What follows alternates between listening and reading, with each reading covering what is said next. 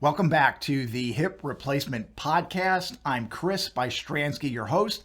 I've had both my hips replaced more than 10 years ago for one and more than 12 years ago for the other, and I'm here to share my experiences with you. So today, what we're going to talk about is something very important to all of us. And it was important to me the day of surgery, and it's important to me today, and it's probably important for you every single day as well. And that thing is sleeping after a hip replacement surgery. All right. So this was a major issue that I didn't know how it was going to work out, and I was very concerned about going into the surgery. So before the surgeries, the hospital that I had the surgeries at hosted these series of orientations. That's where people with upcoming surgeries could come in and ask questions of doctors and nurses and caseworkers at the hospital and folks like that to try to help them prepare for the upcoming surgery. And one of the hot topics of discussion was sleep. Now, what do I mean by that? Like, why would sleeping be a big issue? Well, depending upon what type of surgery you have and the way you're used to sleeping, it could have a major impact. So, if you normally sleep on your back, if that's what's most comfortable for you, then, if you have this surgery that goes through the back or through the side, you may not be able to sleep on your back. Or if you like to sleep on your stomach and you have the surgery that goes through the front, you may not be able to sleep on your front for a while at least. So these things will change over time, of course, but it was just very concerning at the beginning. And I was not the only one with questions at the orientation on sleep. There were several other folks at the orientation, which had about 20 people, and multiple people were asking about different sleeping things. So one of the things that they recommended was to consider sleeping in a chair for a week or so after the surgery, and to somehow stay or keep your head elevated. So we had to do some shopping before the surgery as prep so that when I got home from the hospital, I would be able to get some sleep, because I didn't want to feel terrible from the surgery and also terrible because I wasn't able to get much sleep. So we made a couple purchases, which I'll get into in a little bit. But the first night, like many of you, this has changed over time. 10, 12 years ago, when I had my surgeries done, people were staying overnight in hospitals or surgery centers. And now that doesn't seem to be the common practice. It seems that people are going home the same day, which, good for them. Technology, maybe techniques have gotten better, or it's just gotten too expensive to stay in the hospital. But I'm so glad I stayed in the hospital for one night after each surgery, because I felt that the hospital was more prepared to handle any issues that came up overnight than my poor wife was at home by ourselves. So I stayed overnight in the hospital, one night each night. And the significance of that was that I stayed in a hospital bed, and the hospital bed was able to be inclined. So I had the anterior approach, meaning they went through the front of my hip, and being able to stay inclined for the whole night, just with the back being up a little bit, with my back being angled up a little bit because the bed was angled up a little bit, and being able to adjust that to try to get comfortable was important. And when we got home, we had bought something to try to mimic that. All right, not a whole bed, just something simple. But as far as the prep work goes that we did prior to the surgery, one of the things that we bought was a recliner, because at the orientation, they suggested, hey, you may want to be sleeping in a recliner for a few weeks. And we thought about it, and yeah, we went. We didn't have one at the house. I had like hard wooden kitchen chairs that I was not interested in sleeping in. So we went to the Gallery Furniture in Houston, Texas, and we bought two recliners because they came in a set. And I walked into the Gallery Furniture. Well, I kind of limped into the Gallery Furniture a few weeks before the surgery, and it's this massive showroom. And I tried a bunch of different recliners. And what was great about those was that it helped me to get up, and it was gentle to sit down because I could put my hands back and put my hands on the side of the chair, and it helped me lower myself. And then same thing, I could get up easier out of the recliner than I could out of a bed. So, and the recliner was electric, so I just touched a button and it kind of went up and down. But that's what we did I slept in the recliner for the first 2 weeks. Now, what's important about the sleeping in a recliner is that it did not go perfectly flat, all right? And that was good because with the surgery going through the front of my hip, I did not want to stretch that out at that time. I didn't want to lay perfectly flat like on a bed or on the floor, because I didn't want to stretch where the stitching was, and I didn't want to stretch those muscles right after surgery. So sitting or lying down in a recliner was actually perfect. So that worked out great for the first few weeks.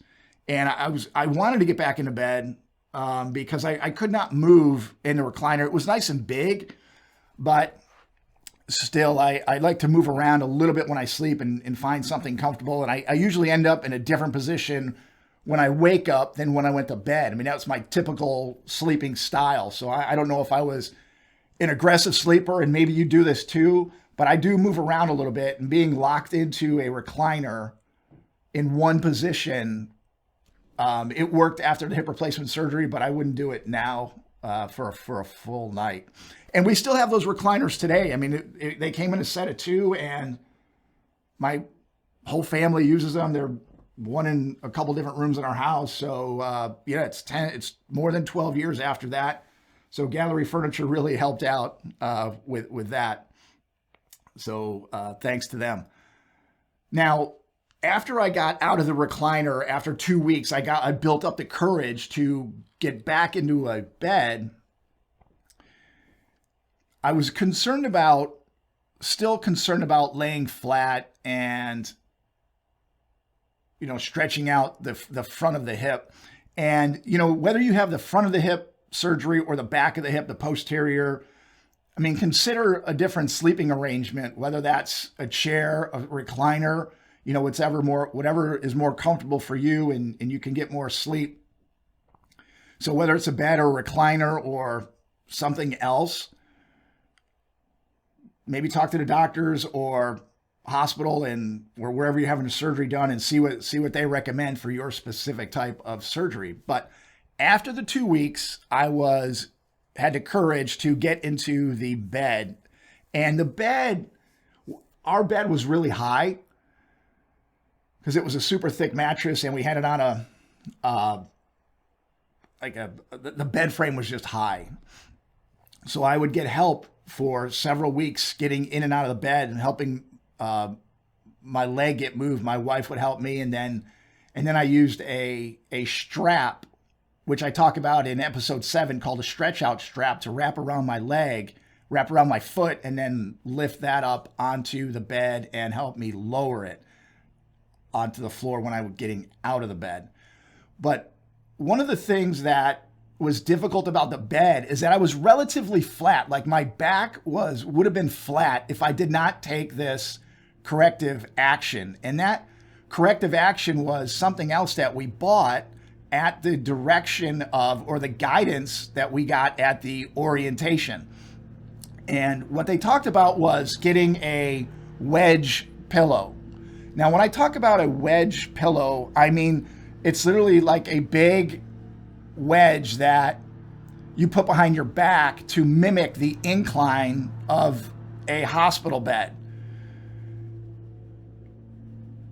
And that was great. I used that for several weeks. But again, I was on my back and I like to move around. So having that pillow, that big wedge pillow on my back was very helpful because it prevented me from stretching out the front of my hip again. And there's a link to a wedge pillow in the show notes. It's an Amazon link. It's just there so you can see what I'm talking about if you want to. Note that it is a referral link. So if you do make a purchase, the podcast will get a small commission, but there's no additional cost to you.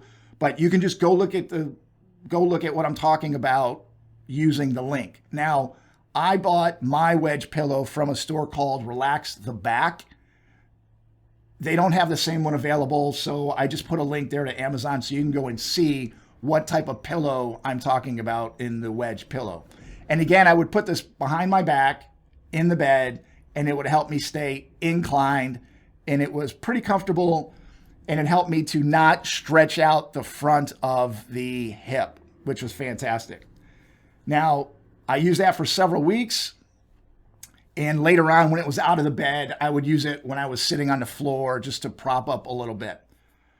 But one of the things that the bed was both good and bad. The bed was really soft, and that was actually good. This was a Tempur-Pedic bed, you know, like the memory foam where you kind of sink in. And what was great about this type of bed was that I'm so big, and so my butt would sink in a little bit when I was sleeping on my back. My butt would sink in and it would kind of fold up the front of my body. So if you could imagine a V, the letter V, but really, really flat, where my hips would be the center of that V and it would be sinking into the mattress a little bit. Now, that was actually perfect at the time because, again, I didn't want my hips completely flat at that time, as when the incision was still healing and the muscles around the front of my hip were still healing.